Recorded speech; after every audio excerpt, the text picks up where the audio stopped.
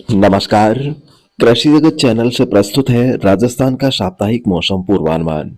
आज फाल्गुन शुक्ल पक्ष षष्ठी तिथि, दिन बुधवार और तारीख 5 मार्च 2025 है।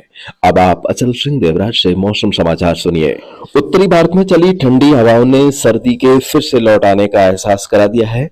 पिछले 24 घंटों में प्रदेश में सबसे कम 10.6 डिग्री सेल्सियस न्यूनतम तापमान हनुमानगढ़ के संग्रिया में रिकॉर्ड किया गया। शेष विभिन्न जिलों में भी तेज ठंड का असर रहा। अभी के ताजा आंकड़ों की प्रतीक्षा है। मौसम विभाग के अनुसार अगले 24 घंटों के दौरान आज दिन में पश्चिमी राजस्थान में हवाएं सामान्य गति से तथा पूर्वी राजस्थान में पंजाब हरियाणा राज्यों से सटे जिलों व जयपुर भरतपुर कोटा और इनसे लगते अजमेर संभाग में उत्तरी हवाएं अपेक्षाकृत 20 से 25 किलोमीटर प्रति घंटा प्रभावी होने की संभावना है। मौसम पूरी तरह से साफ रहेगा। अधिकतम और न्यूनतम तापमान में 2 से 4 डिग्री सेल्सियस की प्रबल रूप से गिरावट रहने से रात में तेज ठंड का असर बना रहेगा। इस दौरान बीकानेर संभाग और शेखावटी क्षेत्र में पछेती फसलों में कहीं कहीं हल्के पाले की भी फटकार लग सकती है। कल से दिन और रात के तापमान में पुनः धीरे धीरे बढ़ोतरी शुरू होने की संभावना है। अगले एक सप्ताह के दौरान बीकानेर, जोधपुर, अजमेर, जयपुर, भरतपुर, कोटा और उदयपुर संभाग के सभी जिलों में सतही पवनें सामान्य वेग से कभी उत्तर से तथा कभी उत्तर पश्चिम दिशा से चलने की संभावना है। विभाग ने आगामी एक सप्ताह के दौरान प्रभावशाली पश्चिम विक्षोभ के सक्रिय होने की संभावना से इनकार किया है। बारिश की कोई संभावना नहीं है। मौसम मुख्यतः शुष्क बना रहेगा।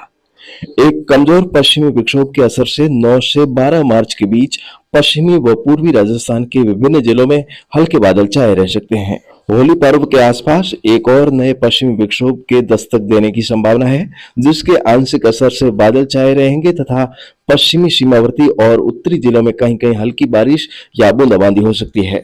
इस समय अवधि में हवाएं भी अलग अलग दिशाओं से अपेक्षाकृत तेज रहने का अनुमान है।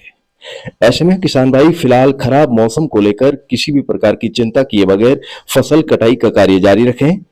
इन दिनों हर प्रकार की सरसों और जीरे की फसल की कटाई का कार्य जोरों पर है। हाल ही में चली अलग अलग दिशाओं से हवाओं के प्रभाव से इस सप्ताह अधिकतर अगेती फसलें पकाव अवधि पर आने की आशंका है। किसान भाई पछेती रबी फसलों में सिंचाई करें तथा पशुधन के लिए जायज चारे में रजका, बाजरे इत्यादि की बुआई करें। और दोस्तों, ज्योतिषी चर्चा में बात करें इस सप्ताह के व्रत त्योहारों और अन्य पहलुओं की, तो हफ्ते भर में तिथियों में कोई क्षय या वृद्धि नहीं है। साथ ही पंचंग या विद्र योग भी नहीं है। आज और कल वृषभ राशि पर चंद्रमा तथा गुरु और कुंभ राशि पर सूर्य देव के भ्रमण काल के अंतर्गत शुभ विवाह के 10 रेखीय सावे हैं, जिसमें आज रात्रि में मकर लग्न तथा कल दिन में मेष लग्न का मुहूर्त है। परसों मंगलाष्टक प्रारंभ होंगे, जिसमें आगामी दिनों में कोई भी शुभ और मांगलिक कार्य करने के लिए फिलहाल होली तक मुहूर्त नहीं है। आगे होली के ठीक बाद 14 मार्च यानी कि रामाश्यामा से लगाकर 13 अप्रैल 2025 तक एक माह का मीन मलमास रहेगा। इस दौरान 19 मार्च से 23 मार्च के बीच 5 दिनों के लिए शुक्र तारा भी अस्त रहेगा। ऐसे में परसों से लगाकर विक्रम संवत 2081 समाप्त होने तक विवाह सभा या कोई भी शुभ और मांगलिक कार्य करने के लिए श्रेष्ठ मुहूर्त नहीं है। 30 मार्च 2025 को चैत्र नवरात्रि से नया विक्रमी संवत 2082 शुरू होगा, जहां से यज्ञ इत्यादि करने के लिए मुहूर्त है। लेकिन गाड़ी घोड़ा खरीदना हो, चाहे घर की नींव, गृह प्रवेश, देव प्रतिष्ठा, विपणी व्यापार और विवाह सभाओं का मुहूर्त 14 अप्रैल को मेष राशि पर सूर्य आने से वैशाख वधी एकम से ही शुरू होंगे।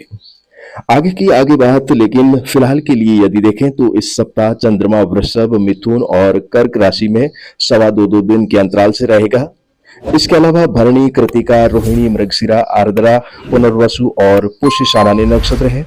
अगले मंगलवार को आश्लेषा गंडमूल नक्षत्र है, जिसमें जन्म लेने वाले बच्चों के लिए 27 दिन का सूती का स्नान होगा। इस हफ्ते 7 मार्च को होलाष्टक के साथ राम स्नेही संत श्री दादू दयाल जी की जयंती भी है। इसके अलावा इस दिन जैन धर्म का अष्टानी का विधान यानी कि जैन अठाई भी प्रारंभ होगा। होली पर पिया को बुलाने का पारंपरिक दिन यानी कि अमल की 11 10 मार्च को है। इस दिन शाहपुरा में खाटू श्याम जी का मेला भी आरंभ होगा। अगले सप्ताह होली का पर्व है, जिसके बारे में अगले बुधवार को विस्तार पूर्वक जानकारी दी जाएगी। इस सप्ताह के मौसम गर्भ शकुनों की यदि बात करें तो सूर्य के आगे बुध शुक्र की युति होने से इन दिनों उत्तर पश्चिमी भारत के भागों में बारिश, ओलावृष्टि, बर्फबारी और ठंडी हवाओं से प्राकृतिक प्रकोप देखने को मिला है, जो ज्योतिष की भविष्यवाणी 100% सत्य हुई है। इस शुक्ल पक्ष में इसी प्रकार कभी ठंड तो कभी गर्मी, कभी बादलवाई तो कभी आसमान साफ, कभी दक्षिणी पश्चिमी गर्म हवाएं तो कभी उत्तरी ठंडी हवाएं रहने का मौसम रहेगा, जिससे हरा भरा मौसम भी कहा जाता है। फागुन सुदी जो रोहिणी देख टीपणा माय, अष्टमी आधे नवमी जमानो थाय, दसवीं दसो दिश पाक्षी देवराज चल बतलाए, रोहिणी नक्षत्र देखने हाल सांचो लगाए। तो दोस्तों, इस पंक्ति का तात्पर्य ये है कि फाल्गुन के शुक्ल पक्ष में रोहिणी नक्षत्र किस तिथि को है, उसके अनुसार आगे चौमासे का जमाना अनुमान लगाने में मदद मिलती है। यदि अष्टमी को रोहिणी नक्षत्र हो तो आधा जमाना, नवमी को हो तो पूरा जमाना, और यदि दसवीं को रोहिणी नक्षत्र मिले तो भरपूर जमाना आता है, जिसे चारों दिशाओं में धान पकता है, यानी कि 4 मुख्य दिशाएं, 4 कोण, 2 धरती और आसमान जमाने में साथ देते हैं। इस बार फाल्गुन शुक्ल पक्ष अष्टमी को रोहिणी नक्षत्र है। तो अब आप ही अनुमानों के दायरे में रहकर अंदाज लगाते हुए कमेंट करके बताइए कि आपके हिसाब से चौमासे में जमाना कैसा रह सकता है। फिलहाल आज के मौसम अंक को समाप्त करने की मुझे दीजिए आज्ञा। कल इसी समय हम फिर से मिलेंगे। तब तक आप अपना और अपनों की सेहत का खूब सारा ख्याल रखिएगा। आपका दिन शुभ और मंगलकारी रहे। नमस्कार। ज्योतिष, मौसम विद्या और मौसम विभाग की ताजा जानकारी के लिए जुड़े रहें कृषि जगत अचल सिंह देवराज चैनल के साथ। जल्द मिलेंगे मौसम की नई अपडेट के साथ। तब तक के लिए नमस्कार।